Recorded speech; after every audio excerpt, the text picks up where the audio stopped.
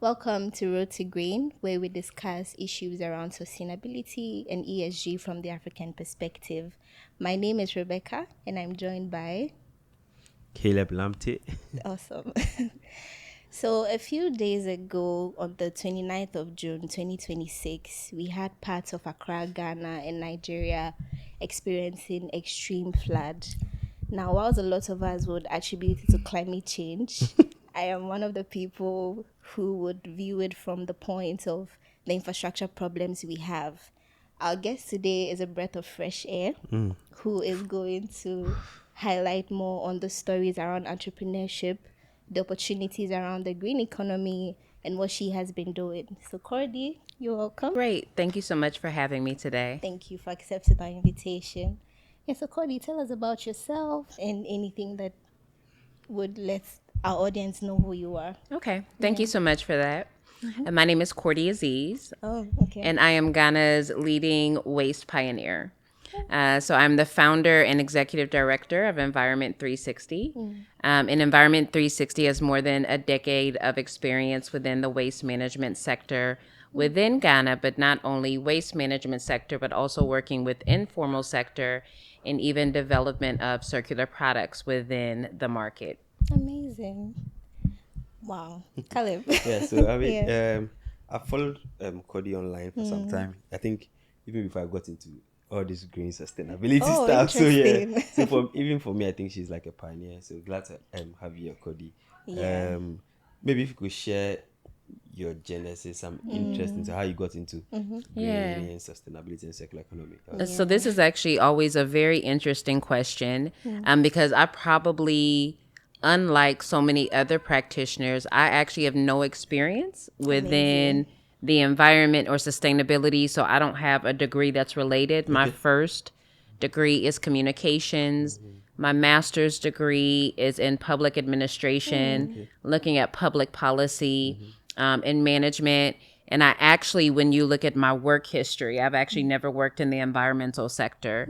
So I'm sure you can tell I've got a U.S. accent. So, Tell us about that. yeah.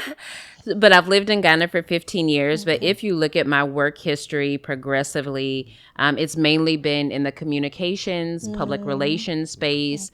And then I worked for the United States Congress for a period in my career before moving into Ghana. Okay. And I started Environment 360 actually my third year in Ghana.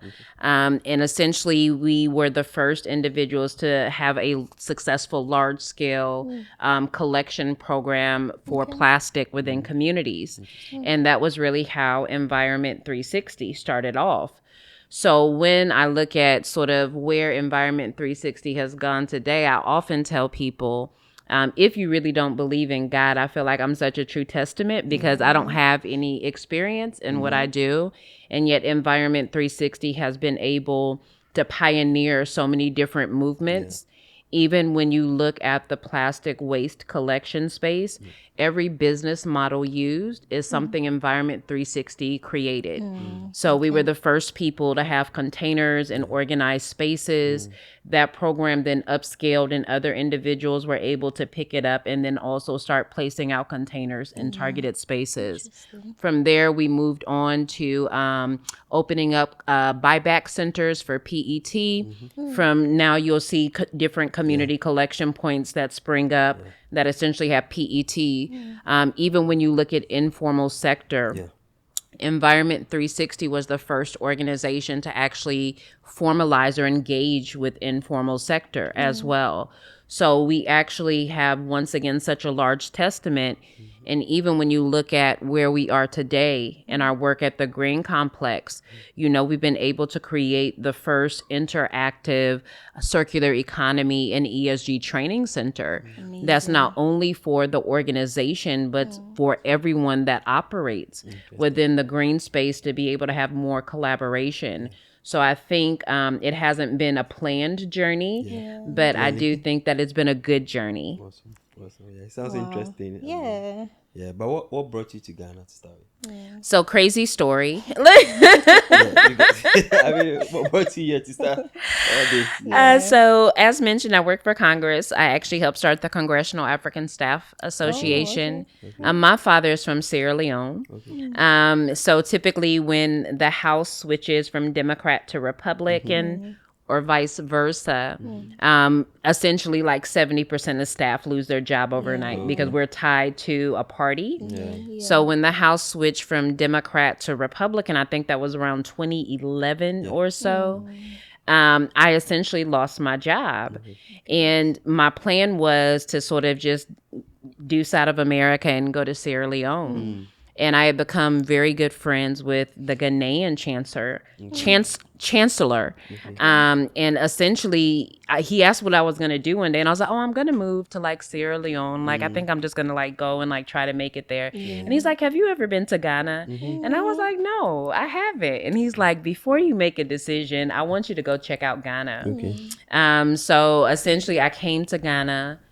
It was supposed to be, I think, maybe 5 days or so. I ended up, like, the moment I got off the plane, I knew I was going to move here. Like, the moment. And so I actually spent that 3 weeks, like, figuring out, like, where to live, how much it was going to cost me, like, what are the average things. So I actually spent that 3 weeks preparing the ground. I got home, I think, right around end of February, early March. And I packed up everything, sold off what I could, and I moved back to Ghana on May 10th. Wow. So it was about a 90-day period from when I like got off the plane to when I actually Moved in came. And I showed permanently. up with 3 suitcases. Wow. And it worked out. Yeah, it sounds interesting. Yeah. Incredible A very story. bold decision because I mean, out of nowhere, Ghana got into your plans. You visited, you're like, okay, this is the place. That's very bold. God plants you early on. Sounds Do you know how many interesting. Ghanaians actually want to leave the country to find here to be home? And you know, something that was really ironic, a few years before I moved to Ghana, I actually had gone to the dentist's office and I was reading an article on how waste management had like a monopoly in the US. Okay. And it was like quantifying like all the money that was into waste. Yeah. And I remember I was sitting there thinking, I was like, wow, I was just born like at the wrong period. Who knew like waste was I worth know, that right? much money? I know, right? And then like years later, I ended up in Ghana working for waste. And that's why I think I actually knew it was an opportunity. Yeah. It was that random day in the dentist office where I read that article. And it was, and it was just breaking it down like organic waste, recyclable waste. Like, what is the market opportunity? How is it growing? And I was like, wow, like waste management is booming. This is yours. Oh my god. Just circling back to the first conversation. I'm also in the climate space, and then I entered the climate space without any environmental background. I just realized that there were so many opportunities that we weren't gaining access to from this part of the continent, and it was high time we use whatever we had at our disposal to make that opportunity accessible. And I think my next question would lead to the green economy. What does the green economy mean to you now since you started your journey? How would you explain the green economy to the everyday person? Yeah, so I think the green economy is just about looking at how we use existing resources and turning them into greater economic benefit, right? So it really focuses in on how do we take those things that we've already used, how do we then process them or reprocess them and keep them in the system? But most importantly, how do we create jobs out of that? How do we create environmental impact out of that? How do we create social impact out of that? And I think that it basically, in simple terms, is what green economy is. Okay. So, and in your point of view, what do you think is happening in the green economy space, like from Ghana and then from Africa? Are we really taking advantage of that opportunity that exists? I don't think we have taken advantage of the opportunity, but I also think it's for a variety of reasons. One, I want to say I really strongly believe the green economy is Africa's like last chance to really industrialize. You know, Africa really started to develop after all the major industrial periods. And now we are in what they call almost like a final revolution, which is the green revolution. And I do think Africa is perfectly poised for it for a lot of reasons. They have the youngest youth population. They have the fastest growing population, and waste is something we generate every day. And predictions have already shown there's going to be a major increase in waste within the next 10 years.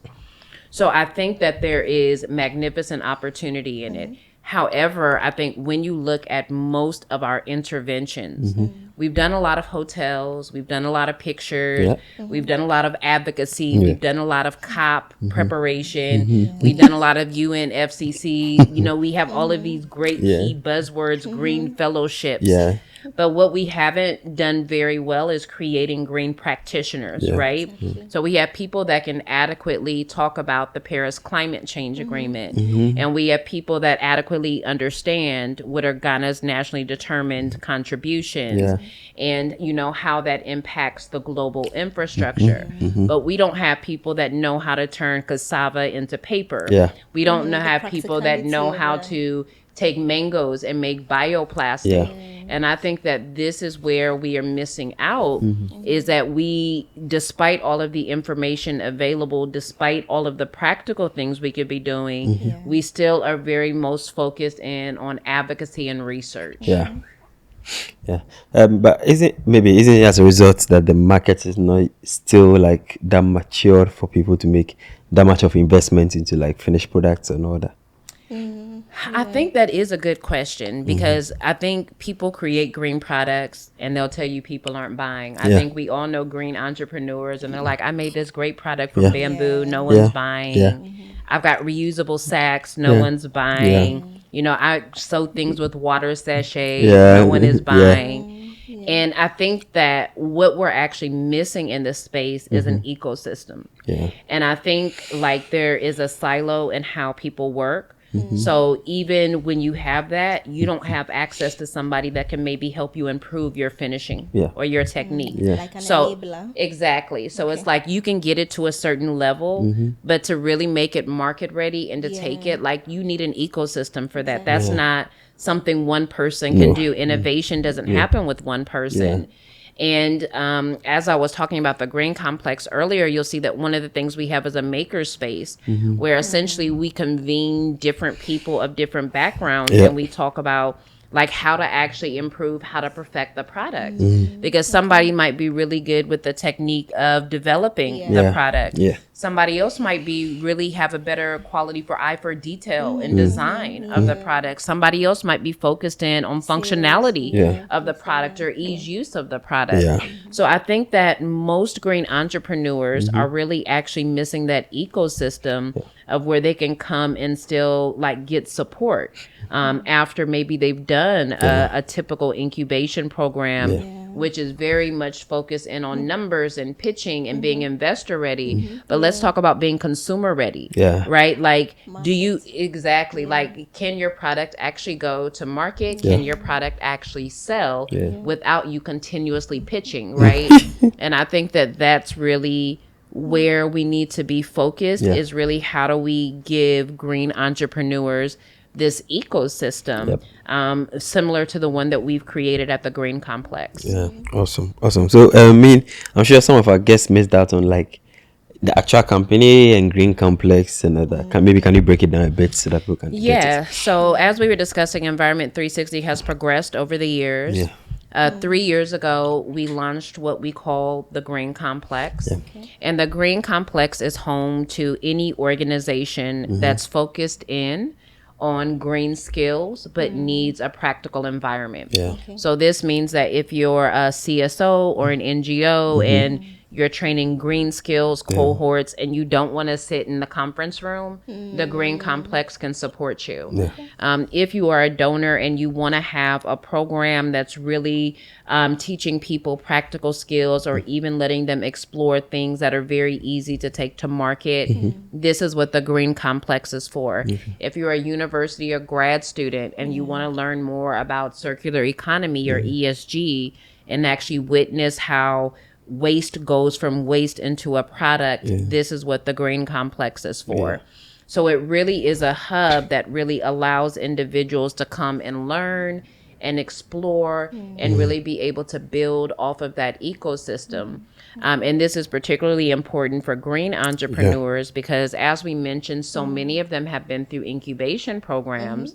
So many of them have great ideas, but they still are unable to take it to market. Yeah. And what the Green Complex does, it provides that entrepreneurial support through mentorship, strategy, sustainable business practices, but then also gives you access to people that can really help bring your idea to life and really help ensure that best practices and quality assurances are used to help you really sort of document and take that product to market. So this is really the bandwidth of what the Green Complex does. Maybe okay. You can come in then later. Yeah, I was basically going to link. You've been talking about the ecosystem, what enables these projects to actually make it into the market, and you are able to do that successfully through Environment 360. So it looks like you're very much Environment 360 is portraying the vision that you've always had to enable to create an ecosystem that enables people to eventually get into the market, go beyond investment pitches and things like that. Yeah. So I mean, I was coming to ask, like, how has Green Complex come up? How many people were part of? Was it a consortium? Was it just you? What was the foundation? Yeah, was the foundation for Green Complex? Yeah. So the Green Complex actually was just a combination of knowledge I gained firsthand as a waste entrepreneur in Ghana. And what I realized consistently is I would meet so many young people at like conferences and other things. And they would be like, I love your work. I want to come and volunteer with you. Like, it's so awesome. And, they would get into the environment and they were really unable to handle the physical component of it because people don't realize that the green economy takes physical exertion. And it's not just about reading the research papers. It's not just about doing a literature review. It's not about sitting at a table and discussing a problem, and what are the different avenues that you can solve the problem. When you're actually in the green economy, that means unloading the plastic from the truck, dealing with waste pickers that cuss you out, working in less than desirable, places because you're like at a facility that's right next to an open gutter and flies are everywhere, right? So people actually weren't prepared for these realities of the green economy. And I realized, what we have is a lot of people that are very passionate about the green economy, but the practical skills really, like, if we want to be able to really have people open up plastic waste collection businesses, they also have to have some level of physical labor associated with that. If you're going to process agro waste into biochar or another form, you're going to have to collect those pills and you're going to have to carry those pills and it's going to stink and there's going to be flies around. It's not going to be like very ideal. And if you want to work in other types of ways, doing composting as well, once again, you're going to be surrounded by larvae and like crawly things and creepy things. And you're going to have to put on rubber boots and like go out there. And so many people miss that the green economy takes some level of physical labor, but it's also because they have no practical exposure to the green economy. So when I'm in this conference room, I'm looking at these great pictures and I see people in like rubber boots and safety vest and they're smiling and, I see them with the shovel and I'm like, oh yeah, that's easy. I could do that. But when you're after actually shoveling, that's a whole, that's a ball game. That's a game changer. Literally, actually. So let's take the conversation towards the recent floods that we had. Cordi, tell us what you think, because so far what I've heard is that climate change is what has caused the excess rain and the floods and things like that. That's like in my perspective, that's just one part of it. So just tell us your perspective, what you think about the consequences of the rainfall. So I think that there's Accra faces a lot of different areas. Where our head office, the Grain Complex, is based in Dodowa. Okay. So we don't actually have flooding our side of the world, Great. but we still have a lot of greenery as Yeah. well. And I think that there are a lot of issues that have to be looked at, right? I think the first thing is urban design, or Yeah. how like structures are designed, and how greenery is designed, and how streets are designed, Yeah. and gutters are designed. So I think that that's one thing that really has to be looked at and really addressed properly. Yeah. I think it's been documented. People have built in waterways, people have built in wetlands. So I think that we know that obviously there's going to be an issue Someday. with flooding, because you don't Structure-wise, have exactly the land mass, or sort of the absorption capacity To that hold. you would have exactly if there was a designated wetland, Yeah. or a designated waterway where water essentially found its way and was directed to. Yeah. So I think that that's one particular issue that we have. The second issue is, I do think it is a sanitation issue as well.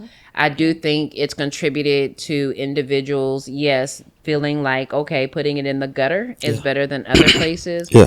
But even there's a lot of unintentional trash that finds its way in our gutter, be it through litter, dropping off a bowl of taxis, market individuals that have built their stalls over gutters that just sort of like look at it as free disposal. So I think that that is also another particular issue. Something else we have to think about is even the construction waste. I know we always talk about plastic waste and other things.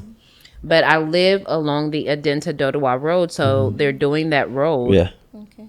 And one of the things I've noticed is that the road isn't complete, but the gutter is completely like full of silt, like almost to the brim. Yeah. And fortunately for us, because they're doing the road, it's wide, so it's like the water has plenty of places to go. It's not flooding. But based on where this silt is, I know no water is passing through there. Yeah. Like there's like, it's literally packed from the bottom to the top. So I'm assuming that's maybe almost a foot of like silt or so of like hard packed red soil laterite that's come off of the road that's there. And you have to think about, like, what is the construction company doing, right? Because it's obvious, like, it's from the dust of the cars passing. I see that they definitely pour water on the road on a regular basis when it's not rainy season to keep the dust down. But how are we also desilting the gutters so that when you finish the project, like water can actually flow through the gutters, right? And that part of the road isn't going to flood when it's asphalted because the designated gutter is already full of dust, right? So I think that we really have to look at how we manage all of these situations.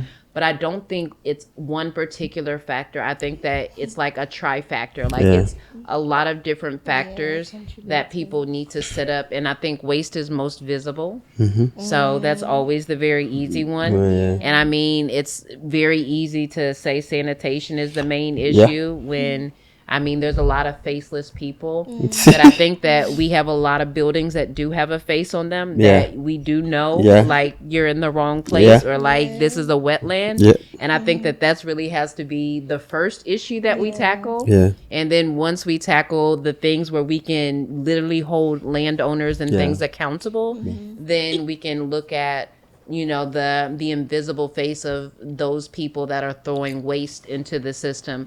But I would say that the blockage of waterways and probably lack of wetlands and lack of greenery in Accra is also a major contributor in addition to the waste. I really like your response to this because it makes me think about, policy and the behavior of the Ghanaian people. So what would you say is better, policy? What would you say we should focus on? Do we need more policy or do we need to change our behavior? What was the fine line between those? It's always so interesting to me how much power people give government over their behavior. Like, it's So so interesting to me how people don't look at themselves as sovereign. Yeah. And we feel that, like, if a third party doesn't approve it or disapprove it, then there's nothing we can do about it. Yeah. But I think change comes when everybody recognizes, hey, I'm my own person. If Yeah. I don't want to do it, I don't have to do it. Yep. If I don't want to participate in You it, don't I have don't to. have to Yeah. participate in Yeah. it. Like, and I think that this is often really overlooked. So it's very easy to look at, like, government needs to pass policies on banning plastic. Yeah. You can also just stop using plastic. That, You know, yeah. you can Yeah. take the first step Yeah. by Yeah. yourself. yeah. You know, government needs to, help build roads or other things. I mean, your houses look pretty fancy. I think you guys can raise probably $1,000, $2,000 between Yeah. all of you to, like, pave the roads. You know, we need good communities or good community infrastructure. Yeah. That's true, but Yeah. you can also look at fundraising among yourselves Yep. every now and Yeah. then and creating some of that infrastructure. Yeah. So for me, it's always so interesting how much power people actually give away to, like, other parties. But I think human behavior outweighs any government policy, any government doctrine. Yeah. Like, we decide individually Yeah. what we want to do. Yeah. Yeah. Yeah, that's a big one. I mean, giving like the sovereignty of ourselves to others. Exactly. I thought maybe I'll say they were faceless, but maybe it's easier. And not faceless. There's somebody there very far away from the problem that they can throw the problem to, those, say, the president or some regional minister is on serious. So I think maybe it's easier to do that. But like you mentioned, if we take that control, because thinking about it, I mean, for some of our communities having like thousands of people, if people have to contribute even like 5 CDs or 10 CDs, Yeah, a lot the can whole be done. community. A lot, like a lot can be done, even for market women and all that. If they could come together to whether cleaning the market, setting up, not just see it as paying some people a tax for them to do that, but taking that ownership and even trying to control. I'm sure it will be even cheaper for them to do that than giving it to anyone else. So it's something we have to look at. But thinking about wealth and sustainability or wealth in green businesses, is there a case for that? How do you advise people to approach that? Because I know sometimes you want people to do a lot of things for good, but beyond good, they also have to eat, they have to survive, they have to make their home proud or do something good. How has your experience been, even for those who have probably that have succeeded in that space? Have they figured out that way? So I do think it's hard to be a sustainable entrepreneur in Africa. And that's just because largely we don't have a lot of the policies and tax breaks Yeah. that you would see other places. So essentially our system, even our financial system, it's already very expensive and very hard for a traditional business to have access to finance. Yeah. Let alone a business that is new to the market and people don't really understand and they don't know how to, like, value it, right? So I think that is a real challenge. But I also think a lot of times it's a challenge is because we're really allowing the West or donors to dictate what type of projects we're actually working on locally, right? And I think that this component actually has to change before we can actually look at community change. And I say that because I look at so many interventions we have in Ghana and they don't necessarily align with what the needs. So Ghana is an Africa in general is a consumer market. Like if you want to make money, you make something that people consume at a high rate on a frequent basis. This is why people open up provision shops. This is why we have a lot of water shops. This is why, because everyone knows consumer goods move, right? And I think when we look at green interventions, we have a tendency to think like, okay, we need to be building plastic blocks or we need to be doing plastic pavement or plastic roofing or desks or, organic fertilizer. And I think that that's great. But the average African home, how many times do you buy a desk? No. How many times do you buy a table? And the thing is that they're quite high. And when you look at making things from waste, you really can't compete with a luxury furniture maker. Like if somebody is making something that's very attractive to the eye and it's 5,000 Ghana cedis and you're making a tire couch and you want to sell it at 3,005 or even 6,000 Ghana cedis, you'll be surprised that nobody is really going to patron it because they understand the base material. Yeah. And in Africa, I mean, waste doesn't have value. I don't care how you upcycle it, how you put it, it's not going to do it. But if you were able to make a quick consumer product, then I think we're in the game. Yeah. And this is why I think that there's a lot of opportunity in arts and crafts and creating very high end. I think now we have a tendency to create lower end sort of tourist things that from our waste, but I think that there's great opportunity in our arts and crafts market to really combine new skills with traditional skills to look at how different waste products can use traditional like techniques to actually be perfected. I also think for composting is interesting, but once again, when there's policies and subsidies for non-organic fertilizer and it's cheaper than organic fertilizer, it's difficult. We've also realized that due to the household diet and certain components and the way food is mixed, it's also difficult to make a high yield compost, like a really high performing compost, right? So, and we keep looking at these things that are very expensive and they take multi-million dollars of investment and government is the largest procurer. So you have to go through government contracts and all of that is great, but it also takes an extremely long time. And we have like issues that we can address now that individuals can do. So if we can teach people focus in on fast moving consumable goods made from waste, like, is that a better option than trying to make high end goods that the average African home isn't really so interested in patronizing, and it's not a need, it's more of like a luxury? Yeah, exactly. Yeah. Yeah, because that's what it falls under actually, and there's limited demand for that as well.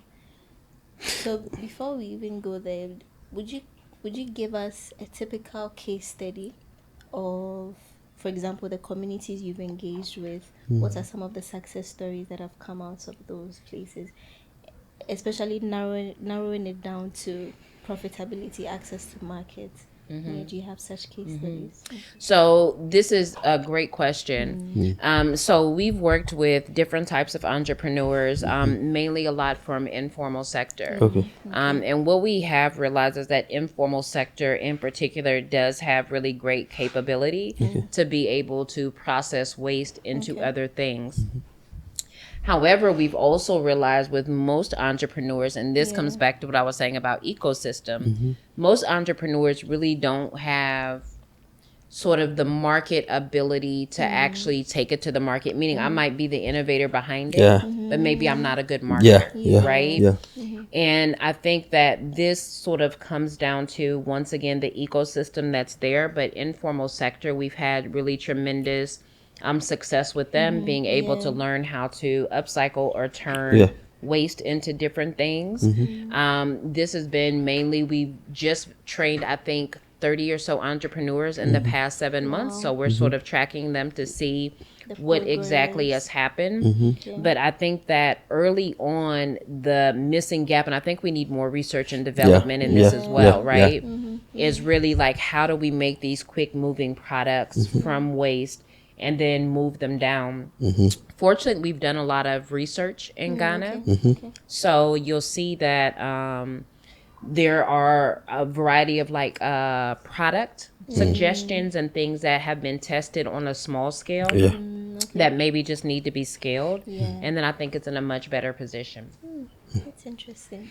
I think what I would like to tie this to is technology-wise. There's a lot of conversations around AI. There's a lot of conversations around hardware and software tools that could, enable climate action, to be accelerated. So based on the research you've done, based on the experience you've had, how do you see technology really influencing the green economy space? I think technology is important. I think, we all enjoy the use of different tools. I think everybody likes something that makes their life, much easier. I definitely think it has a role. However, I'm not sure if the role is right now in Africa. I think a lot of people, when they come and they visit a main city like Accra or Lagos or Abuja or Cape Town, they don't realize that's really not a reflection Yeah. of the country. Yeah. That's true. And for me, digital things are definitely like in cities that are very well set up with infrastructure. I think data is definitely a great way to connect people. But what do we do about that large percentage of the population that doesn't live within the city, that doesn't have reliable data, Yeah. that maybe doesn't even have reliable electricity or no electricity at all? Like, how then are we incorporating them? Yeah. So when I think about data and its use for climate, I always think about, are we only solving climate issues in major cities? Or are we trying to create solutions that can be easily scaled, Yeah. and then replicated in communities, in all communities, Yeah. right? And I think that this is what it comes down to when people talk about just and fair. I don't think we can just Inclusion. focus. Yeah, I don't think we can just focus Yeah. on the major cities. Accra is Yeah. not Ghana. You know, Takoradi is not Ghana. Yeah. There's still a lot of very small cities that have very poor infrastructure Yeah. that could also be major players within Yeah. the green economy That's true. and be creating impactful businesses within their community. And I think we need to look more at how do we harness the potential of those individuals, which could then even stop some of our urban migration, right? Because we know that one of the reasons people are actually migrating to other cities and even other places on the continent Yeah. is because there's lack of Opportunity. economic Yeah. opportunity. Yeah. And they perceive that they will have better chances in a larger city. Yeah. But what if we could go in, analyze what waste you have there, train you on how to process that waste, you know, and then once we have the training, you can always replicate it to other communities that are similar, right? Yeah. And then actually train different entrepreneurs in different waste streams Yeah. so that that community becomes fully circular. Yeah. And then I also sometimes feel AI, I mean, it's really still, it's magnificent, but it does have its limitations. Yeah. And I think it particularly has its limitations on Africa, where we already struggle with Yeah. data. Data, And electricity. like, exactly. Yeah. Power, this So infrastructure. it's like, okay, where are basically. you actually pulling this information from? Yeah. Yeah. It's interesting. Yeah. Right. Yeah, those are interesting. But I have maybe not conflicting, but another point of view to say that in the case of people traveling like intercity travels and all that, clearly sometimes some cities have some kind of market.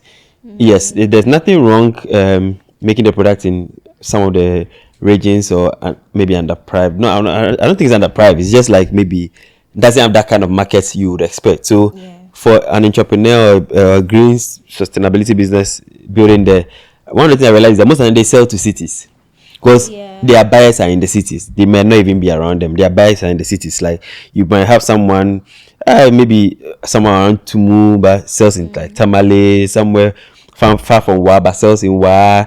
Then he gets an extended market to Kumasi, Accra. So Cities are a larger market. yes, so maybe we should give an open space for some of these entrepreneurs to flow into those cities, not necessarily move into it per se, but maybe run business through, because that's how best they can scale and get the markets they want. But I agree. Yeah. And this is why I said it really comes down to, bottom line is that if I'm happy in Wa Yeah, and I live and I'm able to market to surrounding areas and Yeah. stay in Wa, yeah, I mean, there's nothing wrong with that. Yeah. But the thing is giving that person a tangible skill yeah, or helping them make a tangible product that Yeah. they can not only make like in their hometown, but Yeah. they can make it, or even for Ghana, you can Yeah. make it beyond yeah, Ghana, Yeah. right? Because this is how industries develop Yeah. in like smaller places. Yeah. So if business is going well for me and I'm expanding to other cities that are around me, Yeah. I might be the one that goes off and do the marketing, but I might not be responsible Yeah. for the production, Yeah. right? Yeah. So, and you see that in Accra Yeah. already. Just because I'm in Accra, it doesn't mean that I don't do business in other Other- places. Yeah. And this is where I think, once again, connectivity is important, right? Yeah. So having access to Yeah. working internet, Yeah. having electricity. That's why I said for me, that's like more of the priority than data Okay. connectivity. Yeah. Because you need to make sure everyone can access. How do we Yeah. make sure there Yeah. has to be electricity, Yeah. right? Yeah. So how do we start building mini solar grids? And I think this is what people miss about the sustainable agenda. Mm. And even the SDGs, people look at so many, but it's like they don't really know how they fit together, right? Yeah. And if you even notice, it's almost like a building block, Yeah. right? So if you ever notice the first Yeah, one is like yes. no poverty, that's Yep. like the base. Yep. So then you'll see it actually sort of advances. So like what Improves would be the life, next thing? cities, and all that. Yeah. So it's actually already in sort of chronological Yeah. order Yeah. of like what would be the priorities, Yeah. right? Yeah. And I think digital innovation Yeah, is this like innovation is 9 in or there. Yep. something. But when you look at clean energy or good energy, I think is number 7. So you'll see that if you want to have good AI, good digital infrastructure, I'm all for it.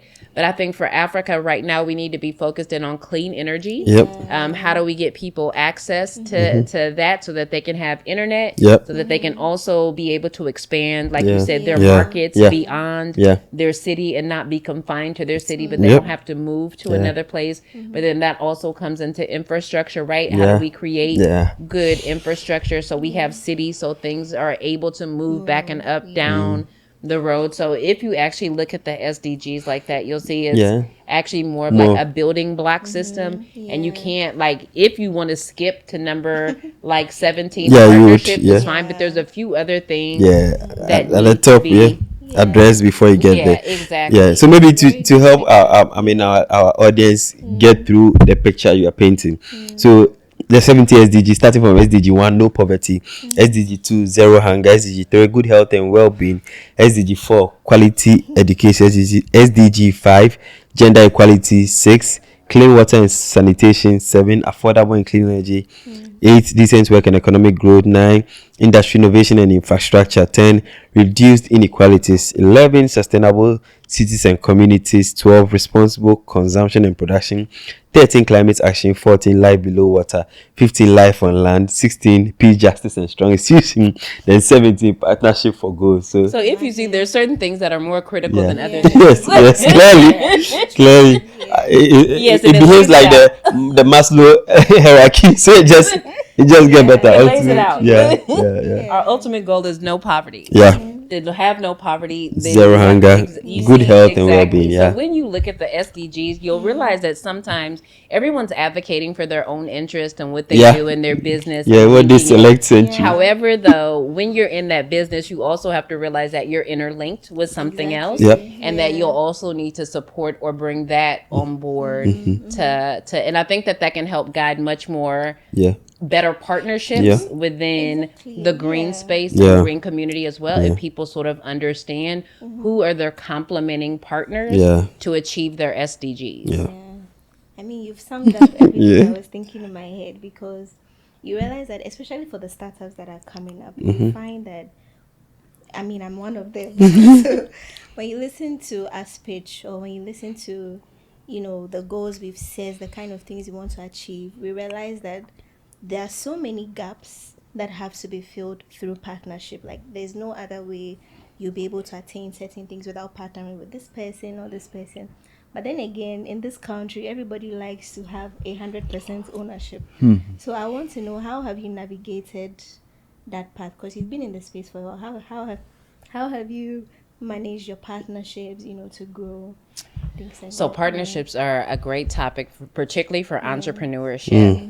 I think that this is actually bigger than SDGs. I think I have learned so much about partnerships and entrepreneurship on my journey. And the thing I tell people is, you do not partner with organizations that are just like you. Yeah. You do, Yeah. like, that is not a partner. Yeah. Even if you do very complementing things, it's not really a partner. So for me, really, the key thing is find people that have different strengths than you, that work in completely different areas than you, that Yeah. have completely different expertise Yeah. with you. Okay. That is a partner. A partner is not somebody that operates in your industry space. Yeah. Okay. Well, that's an interesting one. Maybe as we come towards the end, looking at policy and builders. You spoke about like taking sovereignty, so we can I request so much from public officers, but just to say, what are maybe on both ends, what are some of the levers that when you put in place, we can take over the world, if I would say. So I think one, decentralization of waste management, allowing people to process various streams of waste within their own particular community. Okay. Two, ensuring good research and development to know that the products you are creating actually already have a market and have potential not only within that community, but other surrounding communities and at large. And three, really finding complementary partners, people where when you go into a community or you want to fundraise, you actually have someone that can handle the part that maybe you can't handle, and handle that at a different level of expertise, because then that's actually what's going to make you sustainable. Definitely. If that person's intervention works, then your intervention should also work. And that's why I said make sure you get someone that's completely in a different industry, that's an expert in that industry, and then come together and do fundraising versus trying to bring together everyone within your own industry. That's nice. So I think maybe Rebecca, we can ask the closing questions. Yes. Yeah. Closing question. It's just one question. Okay. Yeah. So Cordi, what would be your one sentence to young builders in Ghana here, or even in Africa? Invest in yourself. Don't wait for a free skills building program, some pitch. Invest in yourself. Pay coaches, pay business strategists, pay an accountant, pay the expert people you need to get you ahead. If you can spend money on data for TikTok, if you can spend money on Indomie, check, movies, all of these things that we enjoy doing that we need for our leisure. Investing in yourself is something you can never go wrong. When you invest in food, services, you are making someone else rich. When you invest in yourself, you are making yourself rich. That's interesting. And now this one I'm eating, I'll try and see what I'm investing in myself. All right, so thank you so much, Cordi. It was great having you. I mean, on the show. I'm sure, if we are allowed, we could talk more. And I'm looking forward to like the comments and the feedback on this, because this was like one of the real talk, like with young builders in the sustainability space. I think sometimes we all need like some wake up call when we are sleeping too much. So you just give us that. Thank you so much. So in closing. Yeah, thank you so much, Cordi, once again. All right, guys. So find us on YouTube at Road to Green, on LinkedIn at Road to Green, and Caleb, which other one am I missing? Anywhere that they can find Road to Green, I'm sure it's definitely going to be us. Road to Green is us. Yeah, Road to Green podcast. See you on our next episode. All right.